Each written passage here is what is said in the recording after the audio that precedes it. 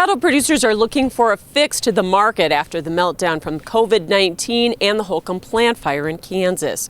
The Department of Justice is investigating both events, but in the meantime, they're working to improve competition and the amount of negotiated cash cattle traded with a legislative solution. One of the first was the 50-14 rule, which mandates packers buy at least 50% of the supply via negotiated cash instead of pulling from captive supplies, a concept many in industry support.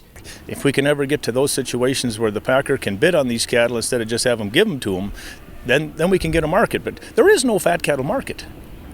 When they need them, they give a little bit. When they don't need them, they pound us in the ground, and that's just not a market.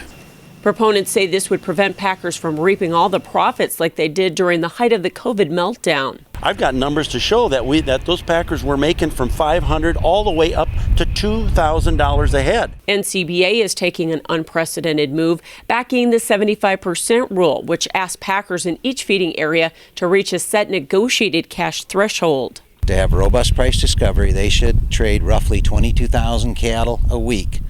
Well, then Kansas needs to do that now, voluntarily trade 75% of that robust number. Okay, now follow along. It has to be 75% of the time.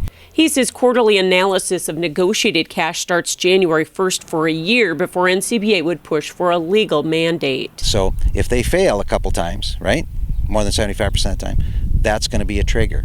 That happens twice in a quarter, 2 quarters out of a year. That's when we're going to go, okay, we tried voluntarily, we tried your system.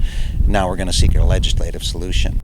Another bill promotes more small packers and creates a cattle contract library to increase transparency. But there are contracts that I don't think we know about, some of the higher dollar deals that are being done. The one area of agreement is that more competition and negotiated cash is needed, and without intervention, the cattle industry may not survive.